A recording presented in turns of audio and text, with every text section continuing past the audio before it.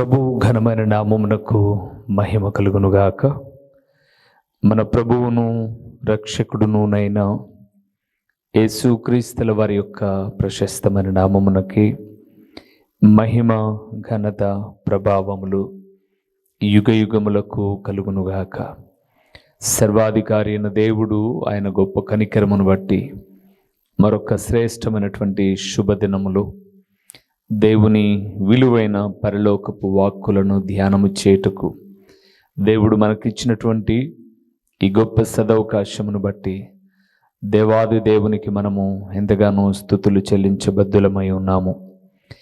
అదే సమయంలో ప్రతిదినము దేవుని వాక్యము కొరకు ఎదురు చూస్తూ వాక్యము ద్వారా ఆదరణ పొందుకుంటూ ఆధ్యాత్మికమైన మేలు పొందుకుంటూ ఉన్న దేవుని ప్రియబిడ్డలైన మీ అందరికీ కూడా ప్రభువైన యేసుక్రీస్తు పేరట వందనములు తెలియచేయచ్చు ఉన్నాను. దేవునిందు ప్రియమైన వారులారా, మీరెంతగానో ఈ వాక్యాన్ని ప్రేమిస్తూ ఉన్నారు అని, ఈ దీన సేవకుని కొరకు ప్రార్థిస్తూ ఉన్నారు అని మేము విశ్వసిస్తూ ఉన్నాం. మీలాంటి వారు ప్రార్థించకపోతే, మీలాంటి వారు ప్రార్థనా సహకారం అందించకపోతే ఈ రీతిగా ఈ పరిచర్య ఎలాగ ముందుకు కొనసాగేది కాదు అని నేను అనుకుంటూ ఉన్నాను. ఏది ఏమైనా ఈ సందేశాలు మీకు ఏ రీతిగా ఉపయోగపడుతున్నాయో ఈ వాక్యం అయిపోయిన తర్వాత ఏదో ఒక సమయంలో ఒకసారి ఫోన్ చేసి మీరు ఈ వాక్యము ద్వారా పొందుకొనుచున్న మేలులేంటో, ఆదరణ ఏంటో, ఆత్మీయ ఎదుగుదలలేంటో మాతో పంచుకుంటూ ఉండండి. కనీసం మేమున్నాము మీకు అనే ఒక భరోసా ఇచ్చేటటువంటి మాట నెలలో ఒక్కసారైనా మమ్మల్ని మీరు పలకరించండి. ప్రతిరోజు మీ ఇంటికి వచ్చి మేము మిమ్మల్ని పలకరిస్తూ ఉన్నాం. మీరు మమ్మల్ని పలకరిస్తే మేము మరింత ఆధ్యాత్మికంగా దేవుని మాటలు ప్రకటించడానికి ఉపయోగపడుతుంది. ప్రియులారా, మేము ఈ సేవలోకి వచ్చిన తర్వాత ఉన్న వ్యక్తులకు, మా బంధువులు అనబడే వారికి, రక్త సంబంధికులు అనబడే వారికి చాలా దూరం అయిపోయాం. ఎందుకోసము అనంటే సరిగ్గా వారు ఆదివారపు దినానే రకరకాలైన కార్యక్రమాలు పెట్టుకుంటారు. ఆదివారము ప్రభు దినముని ఎరిగిన వారం కాబట్టి ఆ రోజు ప్రభు వాక్యానికి, సంఘానికి అధిక ప్రాధాన్యత ఇస్తాం. అది వారికి నచ్చక మాకు బంధువులు, రక్త సంబంధికులు అనబడేవారు చాలామంది, ఒక విధంగా చెప్పాలంటే చాలామంది అనడం కన్నా అందరికీ మేము ఒక విధంగా దేవునికి ఇష్టలమే, కానీ వారందరికీ దూరం. కానీ మీరు మా ఆత్మీయులు కాబట్టి మీ మాట మాకు ఒక గొప్ప ఆదరణ. ఎందుకంటే మమ్మల్ని పలకరించేవారు దేవుని పిల్లలు తప్ప బంధువర్గం లేదు అని మీకు జ్ఞాపకం చేస్తూ ఉన్నాను. ఇలాంటి సమయంలో దేవుని వాక్యాన్ని మనము కొన్నింటిని ధ్యానం చేద్దాం. ఈ దినమున మనం ధ్యానం చేయబోతున్న అంశభాగము ఏమిటి అనగా, విశ్వాసులు అపవాదిని ఏమి చేయాలి? విశ్వాసులు లేదా దేవుని నమ్మిన వారు అపవాదిని ఏమి చేయాలి, లేదా అపవాది ఎడల ఎలా ఉండాలి? అపవాది చాలా క్రూరమైన వాడు అని లేఖనంలో మనం చూస్తాం.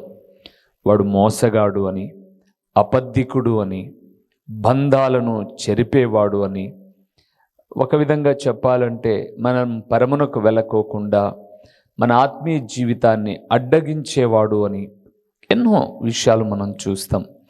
అపవాది అనగానే ఎప్పుడు మీరు గుర్తుపెట్టుకోవాల్సిన విషయం ఏంటంటే, మన పిల్లలు నాటుకలలో వేసినట్లుగా నల్లటి డ్రెస్ వేసుకొని ముఖమంతా ఒక రకమైనటువంటి బ్లాక్ కలర్ వేసుకొని అలాగుండేవాడు కాదు. అపవాది ఎప్పుడు అలాగుంటే ఎవ్వరు దగ్గరికి రారు. అపవాది ఎప్పుడు నిన్ను ఆకర్షించాల్సి వచ్చినప్పుడు, నిన్ను చెడగొట్టాల్సి వచ్చినప్పుడు, నిన్ను పాడు చేయాల్సి వచ్చినప్పుడు వాడు నీకు ఇష్టమైన రీతిలో వస్తాడు. నీకు ఇష్టమైన రీతిలో. చిన్న ఎగ్జాంపుల్ మీకు జ్ఞాపకం చేయమంటారా? పోతీఫరు అనబడేటటువంటి ఇంట్లో యోసేపు పనిచేస్తూ ఉన్నాడు. యోసేపు దేవుని మనస్సు ఎరిగినవాడు. యోసేపుకు దేవుడు తోడుగా ఉండి నడిపిస్తూ ఉన్నాడు. ఆ 38, 39 అధ్యాయాలు చూస్తూ ఉన్నప్పుడు ఆదికాండములో యోసేపుకు దేవుడు తోడై ఉండుటను బట్టి పోతీఫరు ఇంటినంతటిని ఆశీర్వదించాడు అని మనం చూస్తాం. అయితే పోతీఫరుకు అపవాది ఎలాగ వెంటాడుతున్నాడు అని మనం లేఖనాల్లో చూస్తే ఒక అందమైన రూపముతో ఆ పోతీఫరు యొక్క భార్యగా వాడు ప్రవేశించాడు. చూడండి, అపవాది అసహ్యకరంగా ఉండడు. మీరు లేఖన భాగాన్ని కూడా చూస్తే యెహెజ్కేలు గ్రంథం 14వ అధ్యాయంలోనైతేనేమి, అలాగే యెషయా గ్రంథంలోనైతేనే మనం చూస్తున్నప్పుడు వాడు ఒక సొగసైన వాడు, దేవదూతలందరిలో ప్రధానమైనటువంటి వాడు. అలాంటి సొగసైన వాడు, స్వరూపము కలిగిన వాడు పడవేయబడ్డానికి కారణం ఏంటి అంటే అతిశయించాడు. నేను దేవుని కన్నా ఏం తక్కువ, నా స్వరమేం తక్కువ, నాకున్న వరాలేమి తక్కువ, ఇలాగ అతిశయపడి పడద్రోయబడ్డాడు ప్రియులారా. కాబట్టి అలాంటి అపవాది ఎలాగొస్తాడో, మనం ఎలాగుండాలో కొన్ని మాటలు చూద్దామా? మొదటి విషయానికి వద్దాం, వాక్య భాగంలోనికి వెళ్దాం. అపోస్తలుడైన పౌలు ఎఫెసీయులకు రాసిన పత్రిక 4వ అధ్యాయము 27వ వచనాన్ని ఒకసారి మనం చూద్దాం ప్రియులారా. 27వ వచనాన్ని, 4వ అధ్యాయము 27వ వచనం. అపవాదికి చోటియ్యకుడి, అపవాదికి చోటియ్యకుడి. చాలు. ప్రభువునందు ప్రియమైన వారలారా, అక్కడ అపవాది అనే చోట 5 ఒక చిన్న అంకె ఉండి కిందన సాతానుకు అని రాయబడింది. అపోస్తలుడైన పౌలు ఈ ఎఫెసీయులకు రాసిన పత్రిక రాస్తూ ఉన్నప్పుడు ఆయన చెరసాలలో ఉన్నాడు. చెరసాలలో ఉంటూనే ఎఫెసీ పట్టణంలో ఉన్న దేవుని సంఘానికి, ఫిలిప్పీ పట్టణంలో ఉన్న దేవుని సంఘానికి ఇలాగ కొన్ని పత్రికలు రాసిన సందర్భాలు వేద గ్రంథంలో మనం చూస్తాం. ఈ 4వ అధ్యాయాన్ని కూడా మనం చూస్తున్నప్పుడు చాలా విలువైనటువంటి మాటలు చెబుతూ వచ్చాడు. ఒక విధంగా మీరు 4వ వచనం తర్వాత అలాగ చూస్తే శరీరం ఒక్కటే అని, ఆత్మ ఒక్కడే అని, మీ పిలుపు విషయమైన నిరీక్షణ ఒకటే అని, ప్రభువు ఒక్కడే అని, విశ్వాసం ఒక్కటే అని, బాప్తిస్మం ఒక్కటే అని, అందరికీ తండ్రి అయిన దేవుడు కూడా ఒక్కడే అని, ఆయన అందరిలోనూ వ్యాపించి ఉన్నాడు అని, ఇలాంటి మాటలు మాట్లాడుతూ మీరు పరిశుద్ధులవ్వాలి, సంపూర్ణులవ్వాలి, క్షేమాభివృద్ధి చెందుటకు పరిచర్య ధర్మము జరిగించాలని 13వ వచనంలో, 17వ వచనంలో అన్యజనుల ఆలోచన ప్రకారంగా మీరు నడుచుకోవాకండి అని చెబుతూ, తర్వాత 22వ వచనంలో మునుపటి ప్రవర్తన విషయం మోసకరమైనవి, దురాశకరమైనవి, అలాంటి వాటిని మరలా మీరు చేయమాకండి అని చెబుతూ, 26వ వచనంలో వాడు అబద్ధం ఆడేవాడు, వాడు సత్యమే మాట్లాడని 25లో, 26లో మీరు కోప్పడండి కానీ పాపం చేయమాకండి, మీ కోపము సూర్యుడు అస్తమించే లోపది అంతమైపోవాలి, ఇలాంటి విలువైన మాటలు చెబుతూ 27వ వచనంలో అన్నాడు, మీరు అపవాదికి చోటియ్యకుడి. ప్రభువునందు ప్రియులారా, దేవుని ప్రియబిడలైనటువంటి వారు అపవాది విషయంలో ఎలాగ ఉండాలి అనంటే అపవాదికి చోటియ్యకూడదు. అవును ప్రియులారా, మా తండ్రి గారి మాటలు నేను చాలా మీకు చెబుతూ ఉంటాను కదండి. అవి సందర్భానుసారంగా గుర్తుకొచ్చినప్పుడు, మనుషులు ఉన్నప్పుడు విలువలు తెలియవు, కానీ వారు వెళ్ళిన తర్వాత వారి మాటలు మనకు జ్ఞాపకాలుగా ఉంటాయి. మా నాన్న అనేవాడండి, పేదవాడికి ఆశ చూపకూడదట, ధనవంతునికి చోటు ఇవ్వకూడదంట. నేను ఇస్తానులే, నేనున్నానులే అని ఒక పేదవాడికి ఆశ చూపకూడదు. వాడు ఆ ఆశతో ఎంతో నిరీక్షిస్తాడు, నాకు తప్పకుండా పలానా ఆయన సహాయం చేసేవాడున్నాడు, పలాని వ్యక్తి సహకరించే ఆయన ఉన్నాడు అని ఎంతో ఆశపడతాడు. ఆ ఆశపడ్డ వ్యక్తి యొక్క ఆశ నిరాశ అయినప్పుడు ఆ పడ్డటువంటి బాధ, వేదన ఆశ పెట్టిన వారికి చుట్టుకుంటుంది ప్రియులారా. అందుకేనట పేదవాడికి ఆశ చూపకూడదు, ధనవంతుడికి చోటు ఇవ్వకూడదు. మనం సహజంగా ధనవంతులను చాలా గౌరవిస్తాం. వీళ్ళున్నారులే, వీళ్ళకిద్దాంలే, వీళ్ళు మా పక్కన ఉంటే బాగుంటుందిలే అని. మీకు ఒక మాట బైబిల్ గ్రంథంలోంచి చెప్పమంటారా?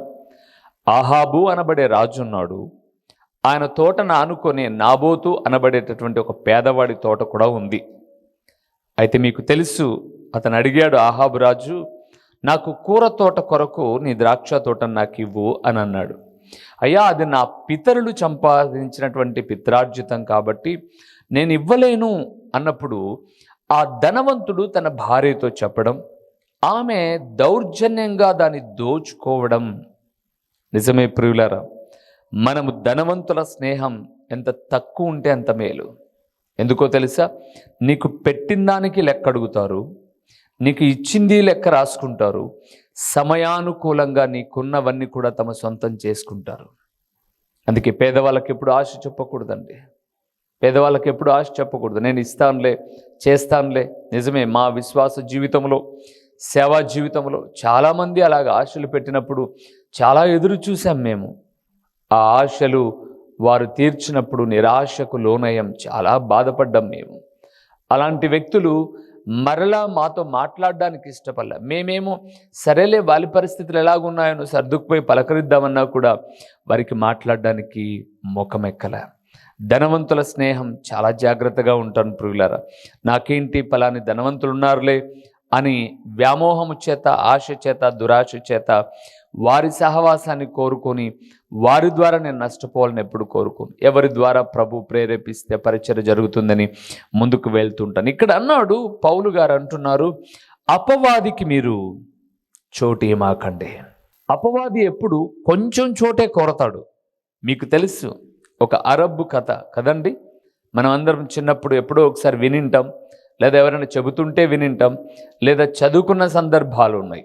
ఒక ఒంటెట ఎడారి ప్రయాణం చేసుకుని వెళ్తున్న అరబ్బు గారు, ఆయన వెళ్తూ ఇక రాత్రి అయిపోయింది, ప్రయాణం కొనసాగించడం ఎందుకని ఆ ఒంటె మీద ఉన్నటువంటి ఆ గుడారాన్ని తీసి, అంటే అప్పట్లో పూర్వపు దినాల్లో గుడారాలు వేసుకొని ప్రయాణం సాగించేవాళ్ళు కదండి. ఎక్కడ కావాలనో అక్కడ టెంపరవరీగా ఒక క్లాత్తో మిలిటరీ వాళ్ళు వేసుకున్నట్లుగా అలాంటి ఒక గుడారం వేసుకొని ఆ చలికాలం అది లోపల పడుకున్నాడట.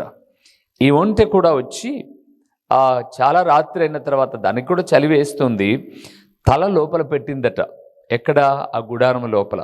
ఈ యజమానుడు అనుకున్నాడట, నాతో పాటు నడిచిందే కదా, పాపం రానీలే, తలే కదా లోపల పెట్టుకొనిలే అనుకున్నాడట. తలే పెట్టుకుంది. ఈ యజమానుడు నిద్రపోతూ ఉన్నాడు. మధ్యరాత్రి అయ్యేసరికి ఒంటె గుడారంలో ఉంది, యజమానుడు బయటున్నాడు. అంటే ఏం చేసింది? అది పూర్తిగా ఆక్రమించేసింది. ఎంత గుడారం వేస్తారు ఒక వ్యక్తి? దాని లోపల ఒంటె ఎంత ఉంటుంది, మనిషి ఎంత ఉంటాడు? నేను జ్ఞాపకం చేస్తున్నాను, అపవాది ఎప్పుడైనా నిన్ను పతనం చేయాల్సి వచ్చినప్పుడు చిన్న చిన్న అలవాట్లతోనే ప్రారంభిస్తాడు. ఎవరో ఫ్రెండ్స్ పార్టీ ఇస్తే తాగాను కానీ నేను ఎందుకు తాగుతాను అని అనుకుంటాడు కదండి. ఫ్రెండ్స్ పార్టీ ఎప్పుడు ఇస్తారు? ఎప్పుడో ఒకసారి ఇస్తారు. వారు నీకు కొంత అలవాటు నేర్పించిన తర్వాత వారు సైలెంట్ అయిపోతారు. మన భారతదేశాన్ని బ్రిటిష్ వారు పరిపాలించినప్పుడట, బ్రిటిష్ వాళ్ళు టీ అలవాటు ఎలాగ చేశారు అని అంటే, వాళ్ళు ముందు ఉచితంగా పోసారట.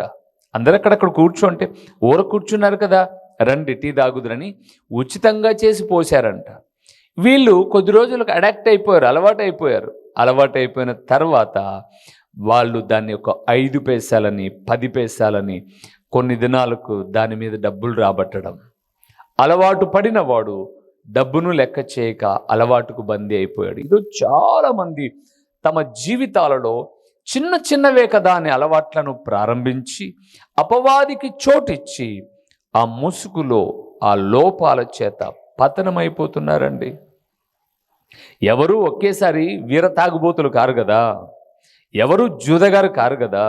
ముందు వాళ్లకు ఏదో ఒక ఆశ పుట్టిస్తాడు అపవాది. అందుకే పౌలు అన్నాడు చాలా చక్కగా మాట్లాడుతూ, మీ కోపము సూర్యుడు అస్తమించే వరకు ఉండండి, పాపం చేయమాకండి, ఇలాంటి మాటలు చెబుతూ అపవాదికి చోటీయకుడి అన్నాడు. దేవుని నమ్మిన వారులారా, దేవుని ప్రియబిడ్డలారా, మీ జీవితాలలో అపవాదికి చోటివ్వమాకండి. ఒక అలవాటు అయిన తర్వాత అలవాటు చేసుకోవడం సులభతరంగానే అవుతుంది, కానీ దాన్ని మానడం సులభతరం కాదు. ఏ చెడ్డ స్నేహమైనా అంతే, ఏ చెడు పాపమైనా అంతే, చెడు అనబడేది ఏదైనా అంతే. చేసుకునేటప్పుడు చాలా ఈజీగా అనిపిస్తుంది, మానేటప్పుడు పతనావస్థకు వెళ్ళిపోతుంది. అందుకే ప్రభు అంటున్నాడు, దేవుని నమ్మిన ప్రియబిడ్డలైన మీరు, విశ్వాసులైన మీరు అపవాదికి చోటు ఇయ్యకుడి. రెండవది, అక్కడే ఎఫెసీయులకు రాసిన పత్రిక 6వ అధ్యాయము 11వ వచనాన్ని ఒకసారి మనం చూద్దాం ప్రియులారా. అపవాది అనే పదం మీద నేను మాట్లాడుతున్నాను. అపవాదిని మనము ఏమి చేయాలో కూడా చెబుతూ ఉన్నాను. రెండవ విషయం, మీరు అపవాది తంత్రములను ఎదిరించుటకు శక్తిమంతులగునట్లు దేవుడిచ్చు సర్వాంగ కవచమును ధరించుకొనుడి. చాలు. మొదటిది ప్రియులారా, అపవాదికి చోటు ఇవ్వకూడదు. రెండవది, నా ప్రియ ప్రభుల వారు తన దాసుడైన అపోస్తలుడైన పౌలు ద్వారానే మాట్లాడుతున్నాడు. అపవాదిని ఎదిరించాలి, ఎదిరించాలి, ఎదిరించాలి. పదే పదే మాట అన్నాను చూడండి, ఎదిరించాలి. ఎవరిని ఎదిరించాలో తెలిసి ఉండాలి. సేవకులను ఎదిరించమాకండి, తల్లిదండ్రులను ఎదిరించమాకండి, పెద్దలను ఎదిరించమాకండి, మేలుకోరి గద్దించే వారిని ఎదిరించమాకండి. అపవాది కుతంత్రాలు పడతాడు కాబట్టి వానిని ఎదిరించండి. ఎన్నో పర్యాయములు మీకు ఒక ఉపమానాన్ని చెబుతూ వచ్చాను. మనం దారిలో వెళ్తున్నప్పుడు ఎన్నో కుక్కలు మొరుగుతాయి. ఒక కుక్క మొరిగినప్పుడు దాన్ని నువ్వు ఏదో మెల్లగా హే పో అంటే పోదది, ఇంకా నేను భయపెడుతూనే ఉంటుంది. కానీ నీ స్వరము మారి దాన్ని ఎదిరించినప్పుడు, గద్దించినప్పుడు అది నీ నుంచి ఏమవుతుంది? పారిపోతుంది. అంటే అరుస్తున్న దాని అరుపు కన్నా నీ అరుపు పెద్దదైనప్పుడు దానికి భయం వేస్తుంది. దాని అరుపు కన్నా చిన్నగా ఉన్నంత వరకు నిన్ను భయపెడుతూనే ఉంటుంది. గుర్తుపెట్టుకోనండి, అపవాదిని ఎదిరించాలి. నా ప్రియ ప్రభుల వారిని మనం చూస్తే అపవాది ఎన్నో శోధనలు పెట్టాడు ప్రభు విషయమై. మత్తయి సువార్త 4వ అధ్యాయానికి మనం వస్తూ ఉన్నప్పుడు ప్రభుల వారు ప్రతి మాట కూడా గద్దింపుతో ఎదిరించాడండి. ఈ రాళ్లను రొట్టెలు చేసుకొని తిను, నువ్వు ఆకలితో ఉన్నావు కదా అని అంటే యేసు ప్రభుల వారు రాళ్ళతో ఏం పని అబ్బా నీకు, పో అని అనట్లా. చాలా గద్దింపుగా, మనుషుడు రొట్టె వలన మాత్రము కాదు కానీ దేవుని నోట నుండి వచ్చు ప్రతి మాట వలన బ్రతుకును అని చెప్పాడు. అలాగ చెబుతూ 3వ శోధనను కూడా వాడు ప్రవేశపెట్టినప్పుడు అపవాదిని ఎదిరించాడు, అదే సమయంలో గద్దించాడు.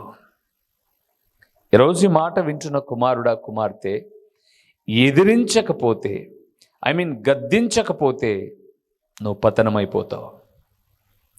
నువ్వు ఒక స్త్రీగా ఉండి ఎవరో నీ మీద వాలు చూపులు వేశారా? ఎదిరించు, గద్దించు. మందిరంలో అబ్బాయిలు ఒక లైను, అమ్మాయిలు ఒక లైను కూర్చుంటారు కదండి. అబ్బాయిలు అమ్మాయి తిక్కు, అమ్మాయిలు అబ్బాయి తిక్కులు చూసుకుంటూ ఉంటారు.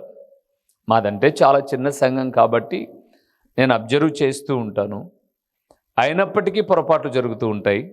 అయితే నేను జ్ఞాపకం చేస్తున్నాను, ఆ తప్పిదము అని తెలిస్తే ఎదిరించాలి. కొన్నిసార్లు ప్రియులారా, విశ్వాసులను మనం కోల్పోవలసి కూడా వస్తుంది. సేవకులకు జ్ఞాపకం చేస్తున్నాను. కోర్స్ కోల్పోవలసి వచ్చినా పర్లేదు, కానీ ఎదిరించాలి. వాళ్ళ వల్ల లాభం ఉంది అని, వాళ్ళ తల్లిదండ్రుల వల్ల ఉపయోగం ఉంది అని, వాళ్ళ పిల్లలను ఎదిరిస్తే గద్దిస్తే తల్లిదండ్రులు మందిరానికి రారు అని అనుకుంటే వేరు పురుగై చెట్టునంతటిని తొలిచివేస్తుంది, సంఘమంతటికి చెడు తెస్తుంది. ఈరోజు సంఘాలు ఇలాగంటున్నారని తప్పుగా అనుకోమాకండి.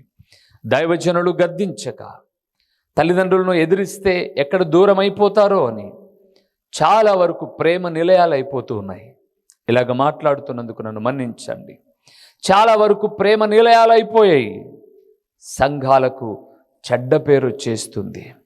కొన్ని చోట్లండి పలాని సంఘము అని చెప్పేదానికన్నా ఆ చర్చిలో ప్రేమ వివాహాలు బాగా జరుగుతాయని చెప్తున్నారు. ఎందుకోసం? దైవజనులు గద్దించక, ఎదిరించక, మందలించక. ఈరోజు నేను ఒక సేవకుడిగా జ్ఞాపకం చేస్తున్నాను, ఎదిరించాలి. గద్దించే పరిస్థితి వచ్చినప్పుడు గద్దించాలి ప్రియులారా. మందలించే పరిస్థితి వచ్చినప్పుడు మందలించాలి. అందుకే అక్కడ అన్నాడు 11వ వచనంలో, మీరు అపవాది తంత్రములను ఎదిరించుటకు శక్తిమంతులగునట్లు. అపవాది అనేకమైన తంత్రములను కల్పిస్తాడు కాబట్టి వాటిని ఎదిరించండి. మొదటిది, దేవుని నమ్ముకున్న విశ్వాసులు, దేవుని ప్రియబిడ్డలమైన మన జీవితాల్లో అపవాదికి చోటు ఇవ్వకూడదు. రెండవది, అపవాదిని ఎదిరించాలి. మూడవది ఏం చేయాలో చూద్దామా? ప్రకటన గ్రంథము 2వ అధ్యాయము 10వ వచనము 11వ వచనాన్ని ఒకసారి చూద్దాం. ఇదిగో మీరు శోధింపబడునట్లు అపవాది మీలో కొందరిని చెరలో వేయింపబోచున్నాడు. 10 దినములు శ్రమ కలుగును. మరణం వరకు నమ్మకముగా ఉండుము. నేను నీకు జీవ కిరీటం ఇచ్చేదను.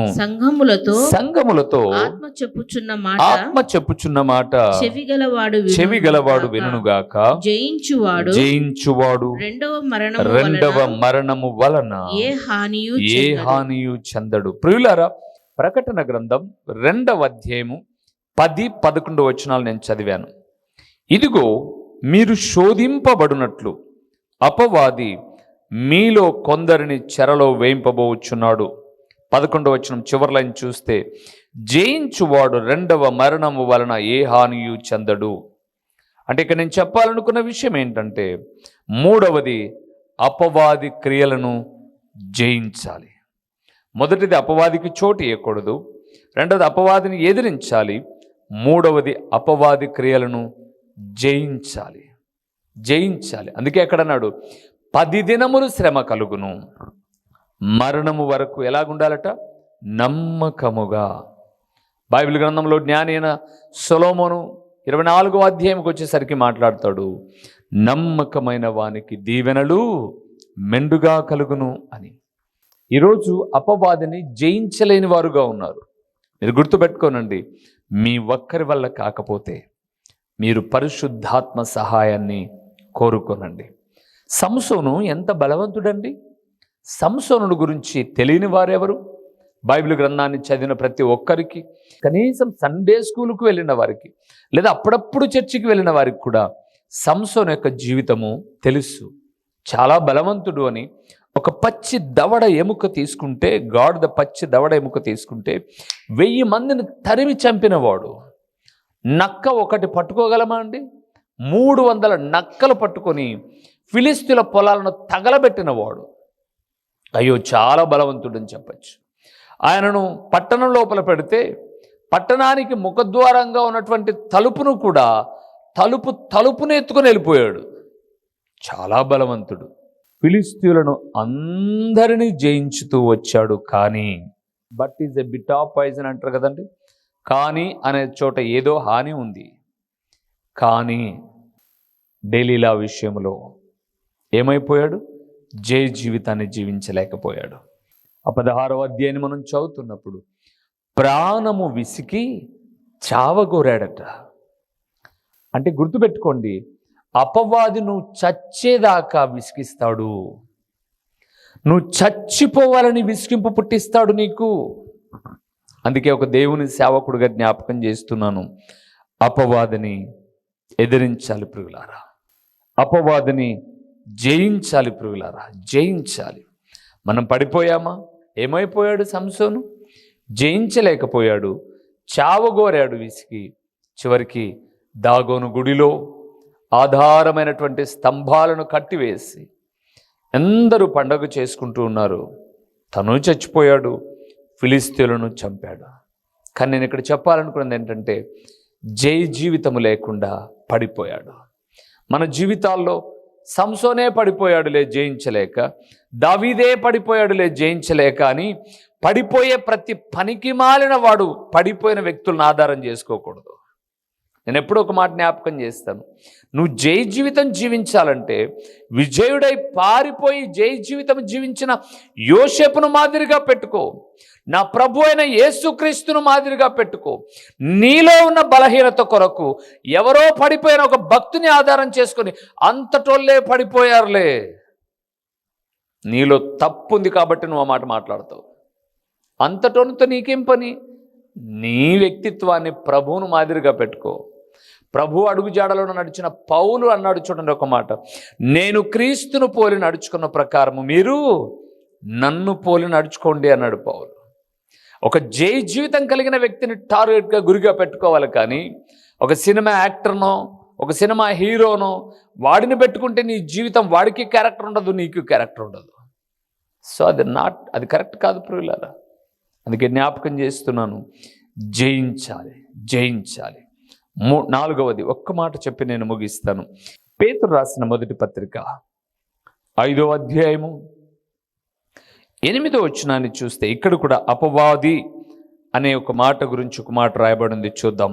నిబ్బరమైన బుద్ధి గలవారై, పేతురు రాసిన మొదటి పత్రిక 5వ అధ్యాయం 8వ వచనం, నిబ్బరమైన బుద్ధి గలవారై మెలకువగా ఉండుడి, మీ విరోధి అయిన అపవాది గర్జించు సింహము వలె ఎవరిని మృంగుదునా అని వెదకుచు తిరుగుచున్నాడు. చాలు ప్రియులారా, అపవాది అట మింగివేయాలని తిరుగుతున్నాడట. మెలకువ కలిగి ఉండాలి, మెలకువ కలిగి ఉండాలి. నిజమే ప్రియులారా, దేవుని నమ్మిన ప్రియబిడ్డలమైన మన జీవితాలలో ఆత్మీయ మెలకువ మనకు అవసరం. ఆత్మీయ మెలకువ మనకు అవసరం. ఎప్పుడైతే ఆధ్యాత్మికమైనటువంటి మెలకువ ఉండదో, నిన్ను నిద్రపుచ్చేసి నీ జడలను కత్తరిచ్చేస్తాడు, గుర్తుపెట్టుకో. నీ బలాన్ని అపహరించేస్తాడు, గుర్తుపెట్టుకో. ఒక్కసారి మనం చూస్తే మెలకువను కోల్పోయినటువంటి సంసోను ఆ ఒడిలో పడుకొని ఉన్నాడు. తన తల వెంట్రుకలన్నీ కత్తిరించబడ్డాయి. సంసోను ఫిలిస్తీన్లు వచ్చి నేను చెప్పగానే విరజిమ్ముకుందాం అనుకున్నాడు. ఏమున్నాయండి అక్కడ విరజిమ్మడానికి? ప్రియులారా, మెలకువ చాలా అవసరం. విశ్వాసులమైన మనకు, దేవుని సేవకులమైన మనకు మెలకువ. అందుకే చాలా సందర్భాలలో నేను నిద్రించితేనే కానీ నా మనస్సు మేల్కొని ఉంది. మేల్కొని ఉండాలి ప్రియులారా. ఈ లోకంలో అపవాది మింగాలని తిరుగుతున్నాడు. ఎందుకో తెలుసా? వాడి పళ్ళు ఎప్పుడో రాలగొట్టేశాడు దేవుడు. ఇప్పుడు వాడు మింగడం గురిగా పెట్టుకున్నాడు. మెలకువ కలిగి ఉండు అపవాది విషయమై. 4 విషయాలు మనం చూసాం. అపవాదికి చోటు ఇవ్వకూడదు, అపవాదిని ఎదిరించాలి, అపవాదిని జయించాలి. అపవాది ఎడల దేవుని బిడ్డలమైన మనం మెలకువ కలిగి ఉంటే అపవాది మన మీద దాడి చేయలేడు. ప్రభు తన గొప్ప కనికరాన్ని బట్టి మనల్ని ఆశీర్వదిస్తాడు. తలలో ఉంచుదామా? కళ్ళు మూసి ప్రార్థన చేద్దాం. దేవా, ఇటు మెలకువను జయ జీవితాన్ని నాకు దయచేయని ప్రభు శరణు వేడదాం. ప్రేమస్వరూపి, కరుణా సంపన్నుడా, మీ ఘనమైన నామమునకు స్తోత్రములు చెల్లిస్తూ ఉన్నాము నాయనా. అపవాది విషయమై మేము మా వైఖరి ఎలా ఉండాలో మీరు సూటిగా మాతో మాట్లాడి ముందుగానే మా ఆత్మీయ స్థితికి హెచ్చరికలు చేసిన విధానమును బట్టి స్తోత్రములు నాయనా. ఈరోజు చిన్న చిన్న అలవాట్ల చేత అపవాదికి చోటిచ్చి వాటికి బానిసై పతనమైపోతున్న వారు ఎందరో ఉన్నారు తండ్రి. ఈ వాక్యమనే మా ప్రియులు అట్టి స్థితిలో ఉండకోకుండా ప్రకటించిన ఈ సేవకుని ఈ వాక్యమైన ఆత్మీయ బిడ్డలను అపవాది ఎడల ఒక వివేకము కలిగి మీ అడుగు జాడలలో పయనించడానికి సహాయం చేయండి. ఓ తండ్రి, ప్రకటించబడిన పరలోకపు సంగతులు వ్యర్థముగా పోకుండా సారవంతమైన నేలను పడిన విత్తనము వలె 30 అంతలుగా 60 అంతలుగా 100 అంతలుగా ఫలింపచేసి మీ ఘననామానికి మహిమ ఘనత ప్రభావములు మీరు కలుగు చేసుకునుమని ఎంతైనా నమ్మదగిన దేవుడవైన మీకు స్తుతులు చెల్లించుకుంటూ యేసు నామములో అడిగి పొందియున్నాము తండ్రి. ఆమేన్. మా చిరునామా దైవజనులు బ్రదర్ ఓ రూబేన్ గారు, క్రీస్తు ప్రార్థనా మందిరం, డోర్ నెంబర్ 1-10-386, నగరిగుట్ట, పులివెందుల, కడప జిల్లా. మీ ప్రార్థనా అవసరాల కొరకై సెల్ నంబర్ 9989067409.